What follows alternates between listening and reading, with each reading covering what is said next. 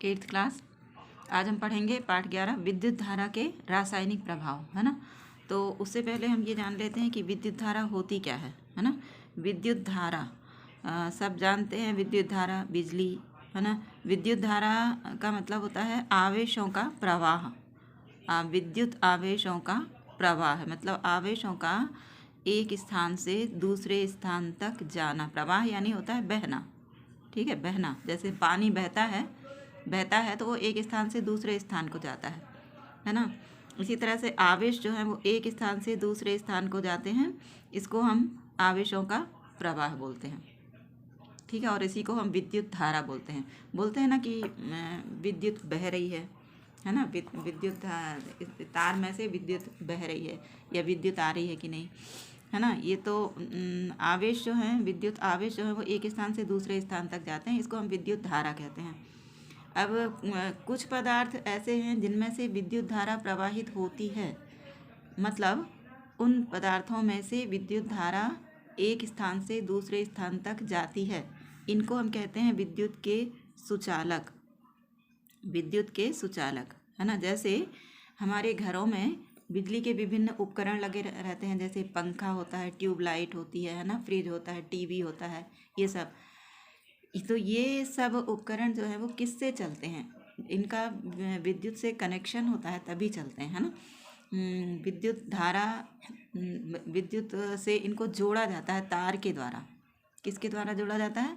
तारों के द्वारा होता है। जैसे ये एक, मान लो एक ये स्विच बोर्ड है ना। स्विच बोर्ड है और इसमें स्विच लगा हुआ है, ये दो स्विच लगे हुए हैं मान लो, है ना। और इनमें प्लग लगा रहता है ना। एक में इसमें प्लग लगा हुआ है और इसमें ये प्लग से तार जुड़ा हुआ है। ये तार जो है ये कनेक्टेड है किससे? पंखे से कनेक्टेड है मान लो, है ना। यहाँ पंखा लगा हुआ है, पंखे से कनेक्टेड है। तो जब हम स्विच ऑन करते हैं तो ये पंखा घूमने लगता है ना। यहाँ से हम स्विच ऑन करते हैं तो क्या होता है कि विद्युत धारा इस तार में से होते हुए पंखे तक पहुँचती है। मतलब क्या हो रहा है? विद्युत धारा प्रवाहित हो रही है। विद्युत धारा यहाँ से स्विच ऑन करने से ये तार में से होते हुए पंखे तक पहुँचती है, जिसके कारण पंखा घूमने लगता है, पंखा चलने लगता है ना। तो विद्युत धारा यहाँ से तार में से होते हुए पंखे तक पहुँची, मतलब क्या हो रहा है? ये विद्युत धारा बह रही है, विद्युत धारा का प्रवाह हो रहा है, विद्युत धारा प्रवाहित हो रही है ना। विद्युत धारा जो है वो एक स्थान से दूसरे स्थान तक पहुँच रही है। तो ये जो तार है जो विद्युत को यहाँ से यहाँ तक पहुँचा रहा है ना। कौन सा तार है यहाँ पे? जनरली विद्युत के लिए तांबे का तार उपयोग किया जाता है। तांबे का तार या एल्यूमिनियम का तार होता है ना। तो तांबे का तार या एल्यूमिनियम का तार ये धातु के बने हुए हैं। धातुएं विद्युत के सुचालक होती हैं, है ना। धातु के बने होते हैं ये तार, और इसीलिए इनमें ये अपने में से विद्युत धारा को चलने देती हैं, विद्युत धारा को प्रवाहित होने देती हैं। तो ऐसे पदार्थ जो विद्युत को अपने में से प्रवाहित होने देते हैं, जाने देते हैं, उनको विद्युत के सुचालक कहते हैं, ठीक है। इनको विद्युत के सुचालक कहते हैं। अब इसकी जगह यदि लकड़ी होती, प्लास्टिक होती या रबर होती तो क्या पंखा घूमता? स्विच ऑन करने से पंखा घूमता क्या? नेचुरली नहीं घूमता, है ना। क्योंकि लकड़ी जो है, लकड़ी है, प्लास्टिक है, रबर हैं, ये विद्युत के कुचालक होते हैं। ये क्या होते हैं? विद्युत के कुचालक होते हैं, जो कि विद्युत धारा को बहने से रोकते हैं, है ना। तो सभी धातुएं होती हैं, जैसे लोहा, सभी धातुएं जैसे लोहा, तांबा, है ना, एल्यूमिनियम, ये सब क्या है? ये मतलब सभी धातुएं, और भी धातुएं हैं। तो लोहा, तांबा, एल्यूमिनियम, है ना, ये सोना, चांदी, ये सब क्या है? धातुएं हैं। तो ये विद्युत के सुचालक हैं, ये विद्युत के सुचालक हैं, इसलिए इनमें से विद्युत धारा प्रवाहित हो सकती है, ठीक है। तो जिन पदार्थों में से विद्युत धारा प्रवाहित हो सकती है उनको विद्युत के सुचालक कहते हैं। और जिनमें से प्रवाहित नहीं हो सकती, जैसे लकड़ी, है ना, रबर और कागज, प्लास्टिक, कागज, कांच, प्लास्टिक, है ना, कोयला, ये सब क्या है, ये विद्युत के कुचालक हैं। इनमें से विद्युत धारा प्रवाहित नहीं होती, है ना। तो ये तार की जगह पे यदि हम लकड़ी लगा देंगे, प्लास्टिक लगा देंगे तो सबको मालूम है कि पंखा नहीं चलेगा, क्योंकि इनमें से ये विद्युत के कुचालक होते हैं, इसलिए इनमें से विद्युत धारा प्रवाहित नहीं होती। तो अब सब सुचालक और कुचालक में अंतर समझ गए होंगे। तो इसीलिए, और हाँ, सुचालक धातुएं भी होती हैं, इसके अलावा कुछ खनिज लवण, अम्ल, ये भी अम्ल जो होते हैं, अम्ल और खनिज लवण वगैरह, ये भी विद्युत के सुचालक होते हैं। अम्ल, खनिज लवण, ये क्या होते हैं, विद्युत के सुचालक होते हैं, है ना। तो पानी जो होता है वो विद्युत का, मतलब शुद्ध पानी जो होता है, आसुत जल, शुद्ध पानी जो होता है, आसुत जल, ये विद्युत का कुचालक होता है। ये विद्युत का कुचालक होता है, आसुत जल। इसमें से विद्युत धारा प्रवाहित नहीं होती, लेकिन फिर भी हमसे कहा जाता है कि हम गीले हाथ बिजली के उपकरण ना छुएं। तो जब पानी विद्युत का कुचालक है तो फिर क्या डर है ना। सवाल ये आता है मन में कि गीले हाथों से बिजली के उपकरण हम क्यों नहीं छू सकते, क्यों करंट लगेगा, जबकि पानी तो विद्युत का कुचालक है ना। तो ये सही चीज़ है, लेकिन कौन सा पानी विद्युत का कुचालक है, आसुत जल, जो बिल्कुल शुद्ध जल है, जिसमें कुछ भी नहीं मिला हुआ होता है, वो विद्युत का कुचालक है। लेकिन हम जिस पानी का उपयोग करते हैं, नल का पानी, नदी का पानी, कुएं का पानी, ये सब, ये क्या है, ये आसुत जल नहीं है ना। इनमें ये जल जो है वो मिट्टी में से होता हुआ आता है, और मिट्टी में बहुत से खनिज लवण होते हैं, है ना, अम्ल होते हैं। वर्षा का जो जल होता है, वैसे वर्षा का जल आसुत जल होता है ना, लेकिन वो ज़मीन तक पहुंचता है तो उसमें कुछ अम्ल भी मिल जाते हैं, खनिज लवण भी मिल जाते हैं। तो ये अम्ल और खनिज लवण विद्युत के सुचालक होते हैं, इसलिए वो पानी भी विद्युत का सुचालक हो जाता है। तो इसलिए हम जिस पानी का उपयोग करते हैं, नलों से आने वाले पानी का हम उपयोग करते हैं, तो ये पानी विद्युत का सुचालक होता है। इसलिए हम यदि गीले हाथों से बिजली का स्विच छुएंगे तो हमको करंट लगेगा, है ना, विद्युत धारा प्रवाहित होने लगेगी, ठीक है ना। तो इनमें से, इस पानी में से विद्युत धारा प्रवाहित होने लगेगी, क्योंकि ये विद्युत का सुचालक होता है। जिस पानी में अम्ल लवण घुले हुए हैं वो विद्युत का सुचालक हो जाता है, ठीक है। तो इस चीज़ का ध्यान रखना है। और तो ये समझ गए होंगे विद्युत के सुचालक और कुचालक क्या होते हैं, ठीक है। हम जनरली टेस्टर से ये जांच करते हैं कि कोई भी पदार्थ जो है उसमें से विद्युत धारा प्रवाहित हो रही है या नहीं हो रही। सभी ने टेस्टर देखा होगा, घर में टेस्टर जो होता है ना, टेस्टर देखा होगा, जिसको यदि हम तार से छू लेते हैं तो उसमें से लाल बल्ब जलने लगता है, मतलब उस तार में से विद्युत धारा प्रवाहित हो रही है ना। तो टेस्टर मतलब नाम ही है उसका, टेस्ट करते हैं। टेस्टर यानी टेस्ट करने के लिए होता है। क्या टेस्ट करने के लिए होता है कि किसी पदार्थ में से, किसी वस्तु में से विद्युत धारा प्रवाहित हो रही है या नहीं हो रही है, तो उसके लिए टेस्टर होता है ना। तो कुछ द्रव जो होते हैं वो भी विद्युत के सुचालक होते हैं, जैसे कि ये सिरका या नींबू का रस, इसके लिए हम प्रयोग कर सकते हैं।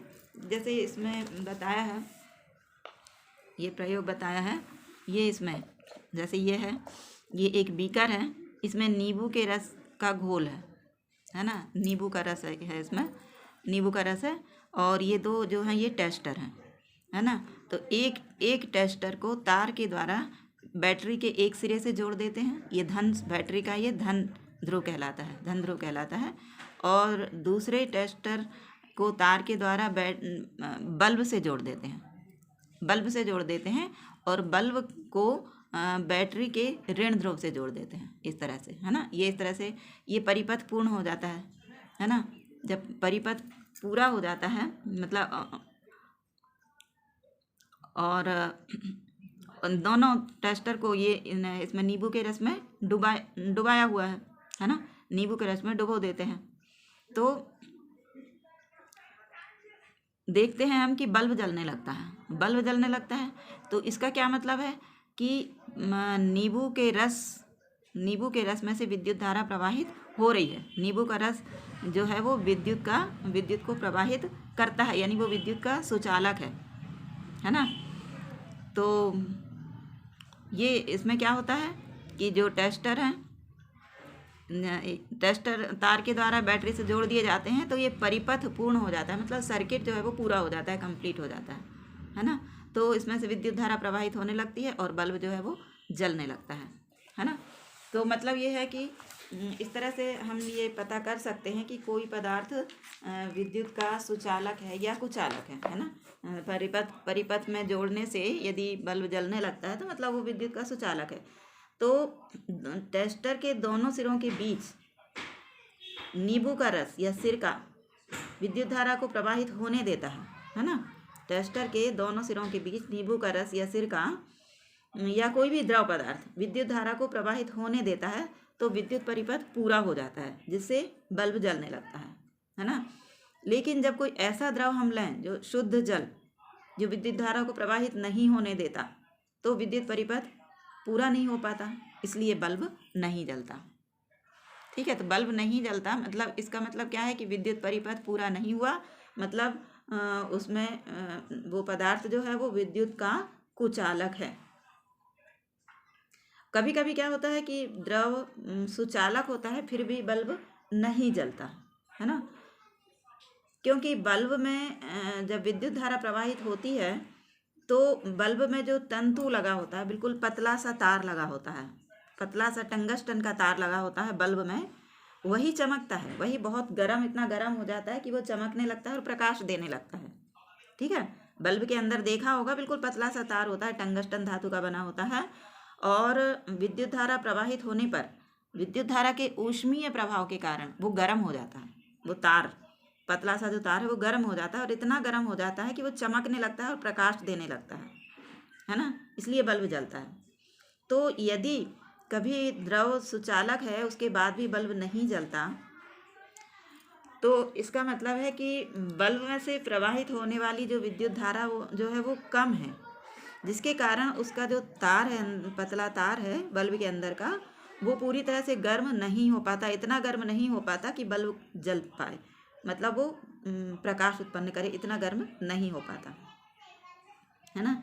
विद्युत धारा को यदि बढ़ा दिया जाए तो वो बल्ब गर्म हो जाएगा और जलने लगेगा। ठीक है, तो ये कुछ पदार्थ हैं जो विद्युत के सुचालक हैं। ठीक है, तो इन पदार्थों को कुछ पदार्थ हैं विद्युत के मतलब सुचालक तो हैं, लेकिन उनमें से प्रॉपर विद्युत धारा प्रवाहित नहीं हो पाती, तो उनको हीन चालक बोलते हैं। कुचालक ना बोल के उनको हीन चालक बोलते हैं, हीन चालक है ना। विद्युत धारा के सुचालक होते हैं कुछ पदार्थ, जिनमें से प्रॉपर विद्युत धारा प्रवाहित होती है वो सुचालक होते हैं, और जिनमें से जो सुचालक तो होते हैं लेकिन फिर भी उनमें से विद्युत धारा ठीक से प्रवाहित नहीं हो पा रही है, तो वो हीन चालक कहलाते हैं। ठीक है, हीन चालक होते हैं। आसुत जल होता है वो, उसमें से विद्युत धारा प्रवाहित नहीं होती है, इसलिए विद्युत का हीन चालक होता है ना। तो अब समझ गए होंगे कि गीले हाथों से विद्युत परिपथ को या बिजली की चीज़ों को छूने क्यों नहीं दिया जाता है ना। ठीक है, ये हुआ। अब उसके बाद हम ये देखते हैं कि जब विद्युत धारा को किसी द्रव में से, मतलब विद्युत का सुचालक द्रव जो है उसमें से प्रवाहित किया जाता है,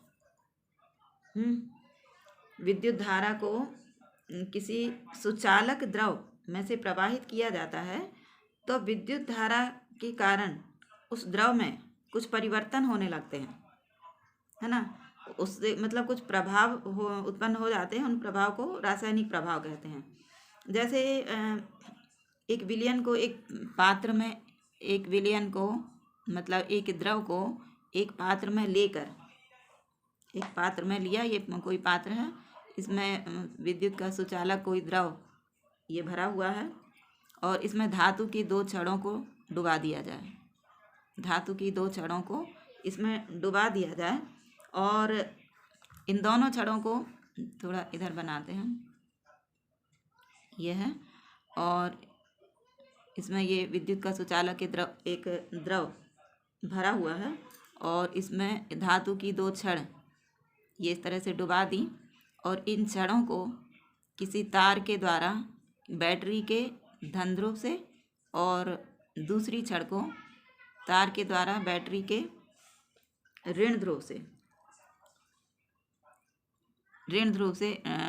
या यहाँ पर बल्ब से, इसको बल्ब से जोड़ दिया जाए, है ना, बल्ब से जोड़ दिया जाए और बल्ब को बैटरी के ऋण ध्रुव से जोड़ दिया जाए, इस तरह से, है ना, इसमें से जोड़ दिया जाए तो बल्ब जलने लगेगा। इसका मतलब है कि इसमें से विद्युत धारा प्रवाहित हो रही है। और साथ ही क्या होगा कि इसमें से विद्युत धारा प्रवाहित होने लगती है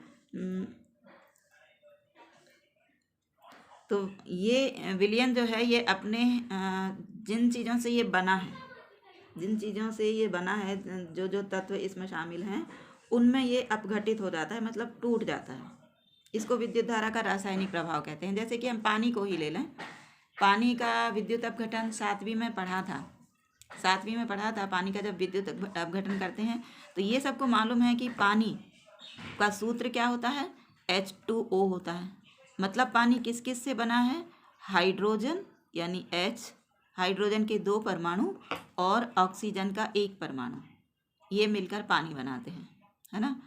तो हाइड्रोजन और ऑक्सीजन से मिलकर बना हुआ है पानी। तो जब पानी में से विद्युत धारा प्रवाहित करते हैं और पानी को सुचालक बनाने के लिए इसमें थोड़ा सा अम्ल मिला देते हैं, है ना, ये पानी है और पानी को सुचालक बनाने के लिए इसमें थोड़ा सा अम्ल मिला देते हैं, क्योंकि अम्ल विद्युत का सुचालक होता है ना। तो ये पानी में से जब विद्युत धारा प्रवाहित करते हैं, ये बल्ब ये समझ लो हटा देते हैं। पानी का जब अब हम पढ़ रहे हैं तो पानी में ये 2 छड़ें हैं, इनको बैटरी से जोड़ दिया जाता है ना। और यहाँ पर जो है 2 परख नली लगा दी जाती हैं। 7वीं में हमने एक प्रयोग पढ़ा था, ये परख नली इसके इन छड़ों के ऊपर ढक दी जाती हैं, है ना। इसमें पानी ऊपर तक भरा रहता है। तो क्या होता है कि धीरे धीरे ये पानी जो है वो कम होने लगता है, बर्तन का जो पानी है वो कम होने लगता है और ये दोनों परख नलियों में गैस भर जाती है। तो कौन कौन सी गैस, एक में हाइड्रोजन और एक में ऑक्सीजन, है ना।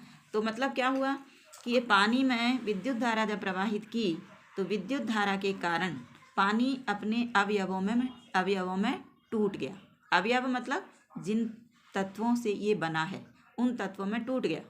हाइड्रोजन और ऑक्सीजन से बना है तो इसमें इस परख नली में हाइड्रोजन और इस परख नली में ऑक्सीजन इकट्ठी हो जाती है ना। पहले नहीं थी, है ना, लेकिन जब विद्युत धारा प्रवाहित की तो ये जो पानी बीकर में भरा हुआ था ये धीरे धीरे इसका स्तर कम होने लगता है ना। और तो ये पानी कहाँ चला जाता है, एक्चुअली ये जिन तत्वों से बना हुआ है उनमें टूट जाता है, अलग अलग हो जाता है, हाइड्रोजन और ऑक्सीजन में बदल जाता है ये, है ना।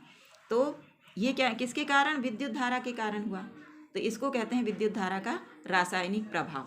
क्या कहते हैं इसको, विद्युत धारा का रासायनिक प्रभाव कहते हैं, ठीक है। तो इस प्रकार के जो उपकरण हैं उनको वोल्टामीटर कहते हैं।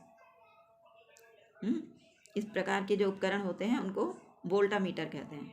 तो वोल्टामीटर का जो सिरा सेल के धन ध्रुव से जुड़ा होता है ना। जैसे ये इसको सेल के धन ध्रुव से जोड़ा था, है ना। तो ये दोनों इलेक्ट्रोड कहलाते हैं, ठीक है। ये जो छड़ हैं ये इनको इलेक्ट्रोड बोलते हैं और इनमें से जिस छड़ को बैटरी के धन ध्रुव से जोड़ा हो जाता है उसको एनोड बोलते हैं और जिस छड़ को बैटरी के ऋण ध्रुव से जोड़ा जाता है उसको कैथोड बोलते हैं, इसको कैथोड बोलते हैं। ये एनोड धन ध्रुव से जुड़ा होता है और कैथोड जो है वो ऋण ध्रुव से जुड़ा होता है, ठीक है। तो विद्युत धारा जो है वो एनोड से कैथोड की ओर, मतलब धन ध्रुव से ऋण ध्रुव की ओर बहती है ना। ये विद्युत धारा का रासायनिक प्रभाव, समझ गए। समझ गया ना, विद्युत धारा का रासायनिक प्रभाव मतलब विद्युत धारा के कारण जब किसी द्रव में विद्युत धारा प्रवाहित करते हैं तो विद्युत धारा के कारण वो द्रव में कुछ ऐसी रासायनिक क्रियाएं होती हैं जिनके कारण वो अपने अवयवों में टूट जाता है, अलग अलग हो जाता है। तो ये इसको विद्युत धारा का रासायनिक प्रभाव कहते हैं, विद्युत धारा का रासायनिक प्रभाव। जैसे मान लो नमक का घोल भी लें, एक बर्तन में यदि हम नमक का घोल लें और नमक के घोल में भी इसी तरह से ये इसमें नमक का घोल लें, ये है ना, इसी तरह से 2 इलेक्ट्रोड डालें और इनको बैटरी से जोड़ दें, ये धन से ये ऋण से, इस तरह से बैटरी से तार के द्वारा जोड़ दें, है ना।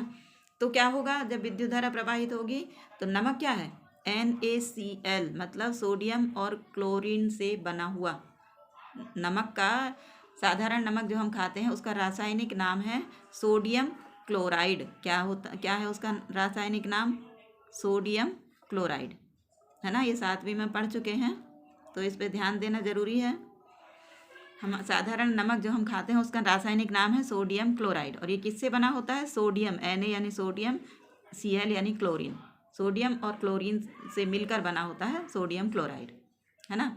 तो ये सोडियम क्लोराइड यानी नमक का घोल यदि हम किसी बर्तन में लें और उसमें इस तरह से इलेक्ट्रोड या छड़ डालकर, धातु की छड़ डालकर और उनको बैटरी से जोड़कर विद्युत धारा जब प्रवाहित करते हैं तो क्या होता है कि ये नमक का घोल सोडियम और क्लोरीन इन दोनों में अलग अलग हो जाता है, सोडियम और क्लोरीन दोनों में अलग अलग हो जाता है, टूट जाता है ना। तो ये किसके कारण हुआ, विद्युत धारा के रासायनिक प्रभाव के कारण हुआ, विद्युत धारा के रासायनिक प्रभाव के कारण हुआ, ठीक है।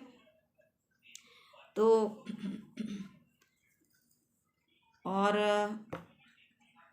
फल और वनस्पतियों द्वारा भी विद्युत चालन होता है, वो बहुत रेयर ही होता है। जैसे आलू है, आलू को काट के और यदि ये इस तरह से, ये है आलू को काट के इस तरह से 2 भागों में काटा और एक भाग ऐसा रखकर और उसमें ये सर्किट बनाया, है ना।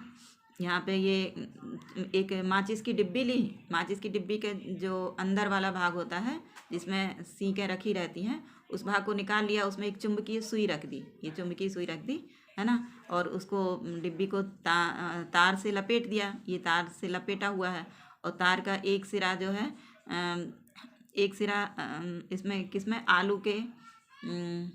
आलू में घुसा दिया, है ना, ठीक है। और दूसरा जो है वो बैटरी से जोड़ा, इसी तरह से दूसरा तार लेकर उसको भी इसमें आलू में घुसा दिया और उसका तार का दूसरा सिरा बैटरी के ऋण ध्रुव से जोड़ दिया, है ना। तो इस तरह से परिपथ पूर्ण हो जाता है ना, परिपथ जो है वो पूर्ण हो जाता है। तो हम देखते हैं कि थोड़ी देर में ये आलू में जहाँ पे तार लगा हुआ है, तार के चारों नीला हरा सा धब्बा बन जाता है ना। कई बार देखेंगे तो हमेशा यहीं पर जो है धन ध्रुव से जुड़े इलेक्ट्रोड पर, ये इलेक्ट्रोड कहलाएगा ना, तो ये यहाँ पर धब्बा बनता है ना। इससे पता चलता है कि विद्युत धारा जो है आलू में से प्रवाहित होती है, आलू में से भी प्रवाहित होती है, ठीक है। अब हम देखेंगे विद्युत धारा के रासायनिक प्रभाव के कारण कुछ फायदे भी होते हैं, कुछ उपयोग, जैसे विद्युत लेपन कर सकते हैं। जैसे कई जो पुल वगैरह होते हैं, मतलब मजबूत चीज़ें होती हैं जिसमें मजबूती की आवश्यकता होती है, जैसे पुल होते हैं, है ना, बड़ी बड़ी मशीनें होती हैं जिनकी मजबूती ज़रूरी है। लोहा बहुत मजबूत धातु है, कठोर धातु है लोहा, तो मशीनें जो हैं वो और पुल वगैरह जो हैं वो लोहे के बनाए जाते हैं, वो खंभे वगैरह जो हैं लोहे के बनाए जाते हैं, है ना, तो लोहे के बनाए जाते हैं। लेकिन लोहे में एक कमी क्या है कि इसमें बहुत जल्दी जंग लग जाती है ना। तो जंग लगने से ये धीरे धीरे ख़राब होने लगता है, तो इसको जंग से बचाने के लिए इसके ऊपर दूसरी धातु चढ़ाई जाती है, ठीक है। ऐसी धातु चढ़ाई जाती है जिसमें जंग ना लगे, वो ख़राब ना हो, मतलब वायु किसी भी प्रकार की गैसें या अम्ल और क्षार पानी का इन धातुओं पर कोई प्रभाव नहीं पड़ता, वो ख़राब नहीं होती। ऐसी धातुओं को लोहे के ऊपर चढ़ाया जाता है जिसको विद्युत लेपन कहते हैं, है ना। विद्युत धारा के रासायनिक प्रभाव से का उपयोग करके चढ़ाया जाता है। इसको विद्युत लेपन कहते हैं। ठीक है, तो इस तरह से विद्युत लेपन के द्वारा एक धातु से के ऊपर दूसरी धातु चढ़ाई जाती है ना। उसका हम एक उदाहरण ले सकते हैं कि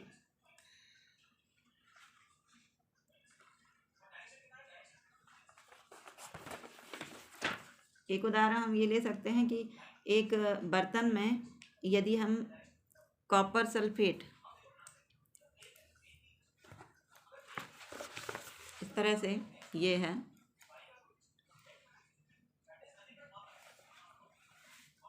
एक बीकर लिया,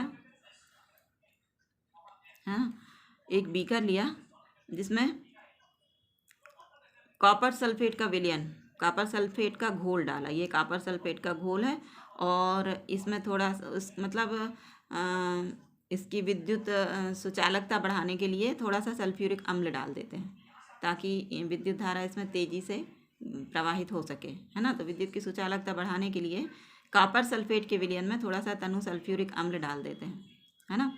तनु सल्फ्यूरिक अम्ल डाल के और इसमें तांबे की 2 प्लेटों को डाल देते हैं और तार के द्वारा इन प्लेटों को तार के द्वारा बैटरी से जोड़ देते हैं। इस तरह से बैटरी से जोड़ के परिपथ पूर्ण कर देते हैं। तो क्या होता है, इनमें से विद्युत धारा प्रवाहित होने लगती है। तो जब कॉपर सल्फेट के विलयन में से विद्युत धारा प्रवाहित होती है तो कॉपर और सल्फेट में अपघटित हो जाता है। मतलब कॉपर और सल्फेट अलग अलग हो जाते हैं। कॉपर सल्फेट क्या होता है, कॉपर सल्फेट, है ना। ये कॉपर सल्फेट जो होता है ये होता है CuSO4। तो ये कॉपर और सल्फेट इन 2 चीज़ों से बना होता है ना। यह कॉपर, सल्फर और ऑक्सीजन से बना होता है और इसका नाम है कॉपर सल्फेट। तो फिर ये जब इसमें विद्युत धारा प्रवाहित की जाती है तो कॉपर अलग हो जाता है और सल्फेट अलग हो जाता है। ठीक है, कॉपर अलग हो जाता है और सल्फेट अलग हो जाता है। तो इस तरह से इसमें जब विद्युत धारा प्रवाहित करते हैं, है ना, तो कॉपर और सल्फेट में अलग अलग हो जाता है। तो कॉपर जो होता है वो बैटरी के ऋण ध्रुव से, ये ऋण ध्रुव से कौन सी, ये जुड़ी हुई, ये ऋण है, मतलब ये जो छोटी लाइन है ना, ये ऋण ध्रुव को प्रदर्शित करती है और ये जो बड़ी लाइन है ये धन ध्रुव है। बैटरी सेल जो होते हैं इसमें 2 पॉइंट होते हैं ना, धन और ऋण। हम लोग किसी में भी जैसे रिमोट वगैरह में या घड़ी में सेल लगाते हैं ना, तो सेल में उसमें घड़ी में निशान बने होते हैं धन और ऋण, है ना। और सेल में भी हमको मालूम है कि कौन सा सिरा धन है और कौन सा ऋण है, उस हिसाब से हम उसमें लगाते हैं। परिपथ में ये जो बनाए जाते हैं, निशान बनाए जाते हैं, ये एक बड़ा और एक छोटा, है ना, ये सेल का निशान है। और इसमें जो बड़ा है ये धन ध्रुव और छोटा है ये ऋण ध्रुव, है ना। इसमें ये 2 बैटरी लगी हुई हैं, मतलब 2 सेल लगे हुए हैं। बैटरी मतलब सेलों का समूह, है ना। 2 या 2 से अधिक सेलों को जब जोड़ा जाता है तो उसको बैटरी कहते हैं। ये धन और ये ऋण, है ना। एक सेल ये है और दूसरा सेल ये है ना। एक सेल का ऋण ध्रुव दूसरे सेल के धन ध्रुव से जोड़ा जाता है। ठीक है, तो ये 2 सेल हैं। बैटरी क्या कहलाती है, 2 या अधिक सेलों का समूह। जब 2 या अधिक सेल आपस में जोड़े जाते हैं तो उसको बैटरी कहते हैं, है ना। तो ये इस तरह से बैटरी से ये किनको, एक कॉपर तांबे की जो प्लेटें हैं इनको जोड़ दिया जाता है। तो विद्युत धारा प्रवाहित होने लगती है ना। जब विद्युत धारा प्रवाहित होती है तो कॉपर सल्फेट जो है वो कॉपर और सल्फेट में टूट जाता है, अलग अलग हो जाता है। तो इसमें जो कॉपर है, तांबा जो है, कॉपर मतलब तांबा जो है वो कहाँ जाता है, ऋण ध्रुव से जुड़ी हुई जो प्लेट है उधर जाता है और उसमें जमा होता जाता है ना। इसके ऊपर, इस प्लेट के ऊपर ये जमा हो जाता है। क्या, कॉपर क्योंकि ये धन आवेश होता है इस पर, कॉपर पर, तो ये ऋण की ओर आकर्षित होता है ना। और जो ऋण है वो धन की ओर आकर्षित होता है। तो इस तरह से जो तांबा है वो बैटरी के ऋण ध्रुव से, बैटरी का ये ऋण ध्रुव है, इससे जुड़ी हुई जो प्लेट है ये इसके ऊपर जमा होता जाता है। ठीक है, इस पर जमा हो जाता है और विलयन में कॉपर जो है वो कम होता जाता है। जब कॉपर विलयन में से निकल कर इस प्लेट पर जमा होने लगता है तो स्वाभाविक है कि विलयन में से कॉपर जो है वो कम हो जाएगा, है ना। ठीक है, तो दूसरा जो इलेक्ट्रोड है, दूसरा इलेक्ट्रोड ये वाला जो है ये भी तांबे की प्लेट से बना हुआ है ना, तांबे की प्लेट से बना हुआ है। तो वो उसका जो तांबा है वो इसमें विलयन में घुल जाता है। मतलब विलयन में से तांबा निकल कर इस प्लेट पर जमा होता है तो विलयन में तांबे की कमी हो जाती है ना। तो उसकी पूर्ति ये प्लेट करती है। इसमें से तांबा निकलकर इसमें आ जाता है, इसमें घुल जाता है। ठीक है, तो विलयन में जितना तांबा कम होता है वो विलयन में फिर से आता जाता है। और ये तब तक होता है जब तक कि विलयन में विद्युत धारा प्रवाहित होती है ना।